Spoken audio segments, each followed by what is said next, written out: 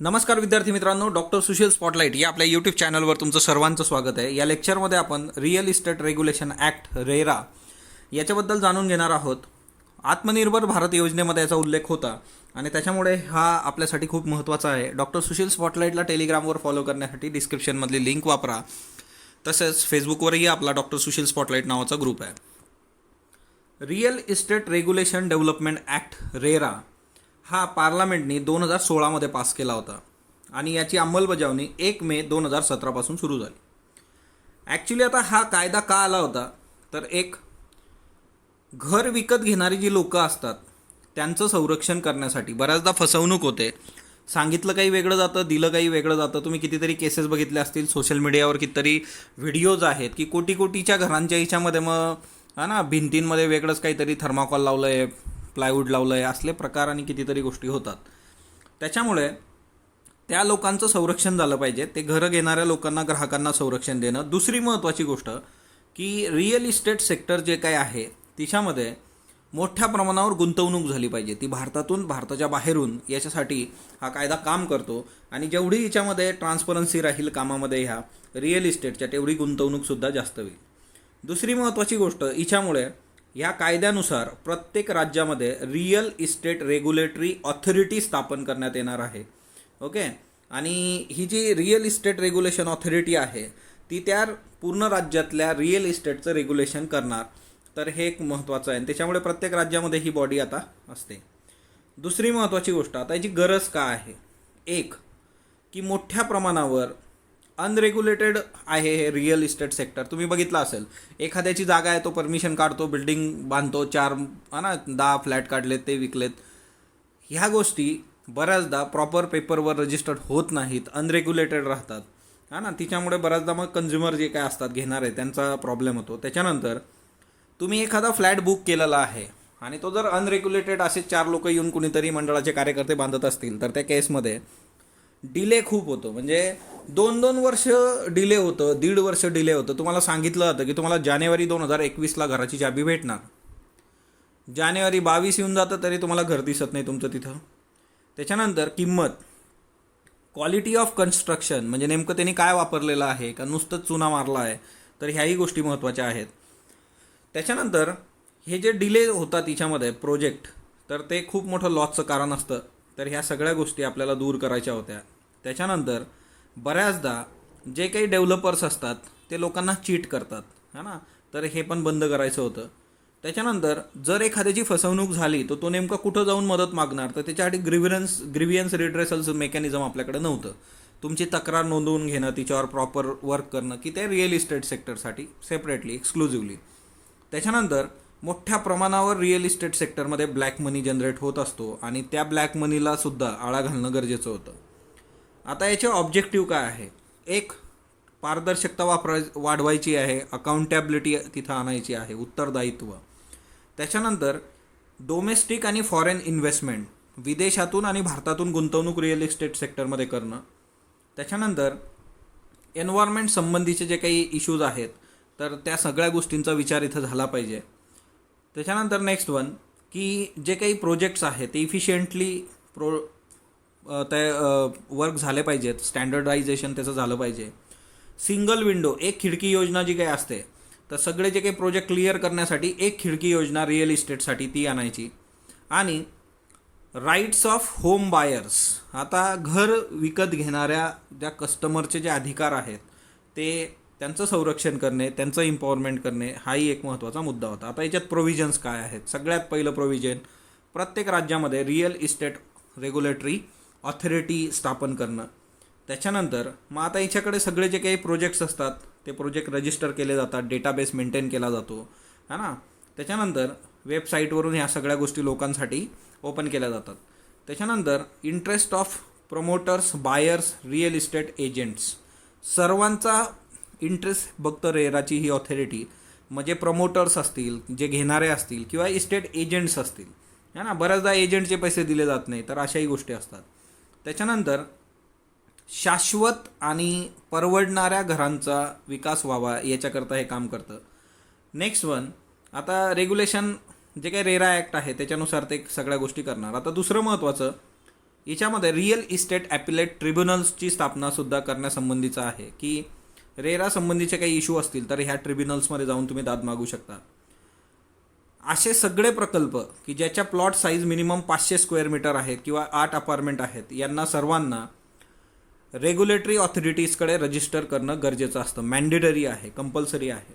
त्याच्यानंतर 70% जो फंड असतो, म्हणजे तुम्ही एखादा बायर करून तुम्ही म्हणजे फॉर एक्झाम्पल एखादं घर घेताय तर तुम्ही त्याला पैसे देता, त्या पैशातले 70% पैसे जे आहेत ते एका सेपरेट इस्क्यू अकाउंटमध्ये राहतील, बँक अकाउंटमध्ये, आणि ते फक्त आणि फक्त त्याच प्रोजेक्टच्या कामासाठी वापरले जातील. बऱ्याचदा काय होतं, तुमच्याकडून तुमच्या घरासाठीचा पैसा घेतो बिल्डर आणि तो दुसरीकडेच वापरत असतो कुठेतरी, मग दुसरीकडचा पैसा येणार तो तुमच्या प्रोजेक्टला लागणार. तर असं होता कामा नये. त्याच्याकरता 70% ग्राहकाचा पैसा जो आहे तो एका सेपरेट अकाउंटला जाणार आणि तो फक्त त्याच प्रोजेक्टसाठी वापरला जाईल. त्याच्यानंतर लायबिलिटी. डेव्हलपरचं काम तुम्हाला फ्लॅट दिले तिथं संपत नाही. जर तिच्यामध्ये येत्या 5 वर्षामध्ये कुठला डिफॉल्ट आढळला, ती बिल्डिंग गळायला लागली, तर त्या सगळ्या गोष्टींची जबाबदारी त्या बिल्डरची असणार. त्याच्यानंतर प्रमोटर असतील, बायर असतील, तर यांना इक्वल रेट ऑफ इंटरेस्ट जर त्यांनी डिफॉल्ट केलं, म्हणजे बऱ्याचदा ग्राहक पण गडबड करू शकतो, तर त्या केसमध्ये दोघांसाठी इक्वल पे असणार आहे, रेट ऑफ इंटरेस्ट, है ना, पनिशमेंट होऊ शकते. त्याच्यानंतर नेक्स्ट वन, कुठलाही प्रमोटर 10% जास्त कॉस्ट घेऊ शकत नाही कुठल्या प्लॉटसाठी, अपार्टमेंटसाठी, बिल्डिंगसाठी as a advance payment. Okay, तर हे खूप महत्त्वाचं असतं. ॲप्लिकेशन फी वगैरे, है ना, तर ह्या सगळ्या ज्या गोष्टी असतात, म्हणजे तुम्हाला ॲग्रीमेंट करायचं, सेल फॉर सेलसाठी ॲग्रीमेंट करणार, किती देणार तुम्ही? 10% मॅक्झिमम, त्याच्यापेक्षा जास्त नाही. त्याच्यानंतर कार्पेट एरिया जर तुम्ही बघितला तर आता कार्पेट एरिया डिफाईन केला जातो, म्हणजे usable floor of that flat, म्हणजे तुम्ही आता जिथं राहत असाल त्या घरात तुम्ही जेवढा एरिया वापरू शकता, तुमच्या वापरण्यासाठी अवेलेबल आहे, त्याला कार्पेट एरिया म्हटलं जातं. बऱ्याचदा काय होतं, जे विकणारे असतात ते तुम्हाला बिल्टअप एरियाची माहिती देतात. लोकांना हे कार्पेट एरिया बिल्टअप एरियामधला फरक माहीत नसतो आणि तिच्यामुळे त्यांना असं वाटतं की आपलं घर जे आहे ते खूप मोठं आहे.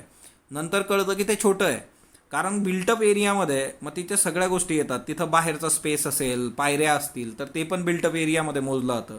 तर त्याच्यामुळे हा एक डिफरन्स लक्षात घेणं फार गरजेचं आहे. पनिशमेंट, जर डेव्हलपरनी गडबड केली तर त्याला 3 वर्षापर्यंत शिक्षा होऊ शकते, अप टू 3 इयर्स बिल्डरनी. ओके, आणि जर एजंट किंवा बायर असेल, त्यांनी ॲपिलेट ट्रिब्युनल किंवा रेग्युलेटरी ऑथॉरिटीने दिलेल्या आदेशाचं पालन केलं नाही, तर तो ग्राहकाने गडबड केली किंवा एजंटनी गडबड केली तर त्यांच्यासाठी 1 वर्षापर्यंतची शिक्षा या कायद्यानुसार आहे. ओके, बिल्डरला आहे. मग आता याच्यामुळे बेनिफिट काय होतं? एक, टाईमली डिलिव्हरी ऑफ फ्लॅट. जे रेरा प्रोजेक्ट्स असतील, म्हणून एक गोष्ट असते, घर घेत असताना तुम्ही ह्या सगळ्या डॉक्युमेंटचा अभ्यास करणं गरजेचं आहे की हा प्रोजेक्ट रेराच्या अंडर रजिस्टर आहे किंवा नाही. तुम्हाला वेळेत त्याची डिलिव्हरी मिळणार घराची. त्याच्यानंतर ॲक्युरेट प्रोजेक्ट डिटेल्स मिळतील, म्हणजे ॲक्च्युली तो प्रोजेक्ट काय आहे, काय असणार आहे, म्हणजे सांगताना बरंच सांगितलं जातं गार्डन, स्विमिंग पूल, नंतर माहीत पडतं ना गार्डन आहे ना स्विमिंग पूल आहे ना, घराच्या खिडकीला फडतड पण नसते तिथं. तर एक गोष्ट लक्षात ठेवायची की सगळे डिटेल्स रेराकडे रजिस्टर होताना दिले जातात. रेरा रजिस्टर असलेल्या प्रोजेक्टमध्ये नंतर चेंजेस करता येत नाही, म्हणून जे तुम्हाला ॲक्युरेट असणार आहे तेच आधी दिसणार आहे आणि ते नंतरही दिसणार आहे. त्याच्यानंतर कार्पेट एरियाचं गणित मी तुम्हाला सांगितलं की जो कार्पेट एरिया आहे तो स्पेसिफाय केला जाईल रेरा प्रोजेक्टमध्ये. त्याच्यानंतर कुठल्याही रेरा प्रोजेक्टला सुरुवात करण्याआधी, म्हणजे तो रजिस्टर झाल्यानंतर सगळ्यात बेसिक गोष्ट असते की सगळे क्लिअरन्सेस त्यांनी आधीच केले पाहिजे. म्हणजे त्याच्यासाठी गरजेच्या जेवढ्या काही परवानग्या घ्यायच्या आहे त्या आधी झाल्यानंतरच ते काम सुरू होतं, जेणेकरून नंतर काही प्रॉब्लेम होऊ नये त्याच्याकरता. बऱ्याचदा लोक सुरुवात करून देतात आणि नंतर दुसऱ्या एखाद्या केसमध्ये अडकले की संपला विषय, मग तो तुमचे पैसे गेले, प्रोजेक्ट गेला. प्रत्येक प्रोजेक्टसाठी एक सेपरेट बँक अकाउंट आहे. मी तुम्हाला सांगितलं की तुम्ही जो पैसा देता ग्राहक म्हणून तो 70% त्या अकाउंटमध्ये राहील आणि तो तिथूनच वापरला जाईल त्या प्रोजेक्टसाठी. त्याच्यानंतर आफ्टर सेल डिलिव्हरी पण तुम्हाला, सर्व्हिस पण तुम्हाला राहणार आहे 5 वर्षापर्यंत. जर काही झालं त्या प्रोजेक्टला, तिच्यामध्ये बिल्डिंगमध्ये काही लूप होल्स असले तर 5 वर्षापर्यंत त्याला हे द्यावं लागेल.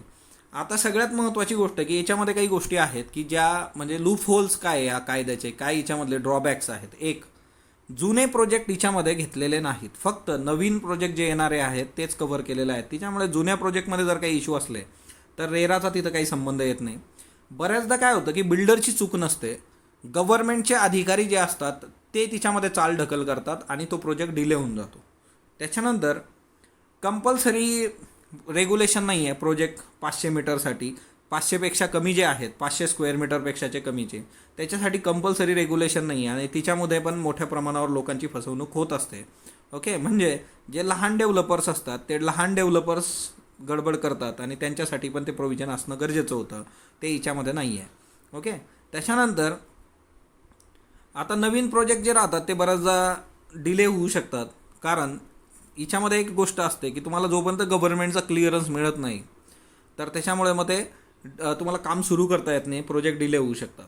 त्याच्यानंतर नेक्स्ट वन, बिल्डरचा विचार हिच्यामध्ये खूप प्रॉपरली केलेला नाही आहे. म्हणजे बऱ्याचदा असं होतं की बिल्डर चांगला आहे, बिल्डरची चूक नाही आहे, पण त्याच्या पण गोष्टी तुम्ही समजून घेतल्या पाहिजेत, तर ते या कायद्यामध्ये नाही. म्हणजे त्याला जेवढं बेनिफिट पाहिजे होतं तेवढं नाही आहे.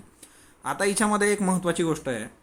आता स्टेट गव्हर्नमेंट काय करतं, रेरा यायच्या आधी ह्या सगळ्या गोष्टी कोण बघत होतं, स्टेट गव्हर्नमेंट. कारण लँड आणि लँड इम्प्रूव्हमेंट या दोन्ही गोष्टी स्टेट लिस्टमध्ये आहे. स्टेट लिस्टमध्ये असल्यामुळे ह्या सगळ्या गोष्टींचा विचार स्टेट करत होतं. परंतु नंतरच्या काळात काय आलं, रेरा आल्यानंतर याला कॉन्करंट लिस्टमध्ये टाकलेलं आहे. तिच्यामुळे काय झालं की सेंटर आणि स्टेट रिलेशन जे आहे तिच्यात टसल सुरू झाली, जो तो आपल्या पद्धतीने गोष्टी खेचायचा प्रयत्न करतो.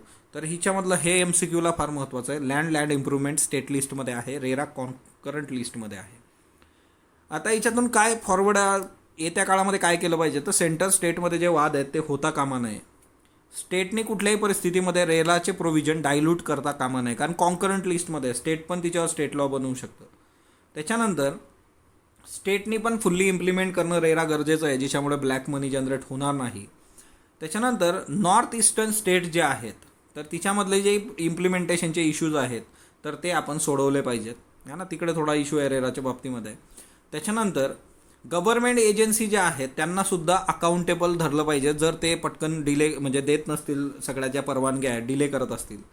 त्याच्यानंतर IT इन्फ्रास्ट्रक्चर जे काय आहे तर ते जर खूप प्रॉपरली वर्क केलं तर तिच्यामधून ज्या काही तक्रारी आणि त्या सगळ्या गोष्टी आहेत तर तिच्यामधून आपण पटापट तक्रारींचं निवारणसुद्धा करू शकतो. आणि डेव्हलपरचा सुद्धा इश्यू जे काही आहेत की डेव्हलपरच्या बाजूने सुद्धा विचार करणं हिच्यामध्ये गरजेचं आहे, तर त्या गोष्टी महत्त्वाच्या आहेत. सो रेरा बद्दलच्या ह्या गोष्टी UPSC MPSC पलीकडे जाऊन तुम्ही कधी घर घेत असाल तर त्यासाठीही खूप महत्त्वाच्या आहेत. तर त्या लक्षात ठेवा. स्पॉटलाईट बरोबर जोडलेलं राहा. स्पॉटलाईटला लाईक करा, शेअर करा, सबस्क्राईब करा.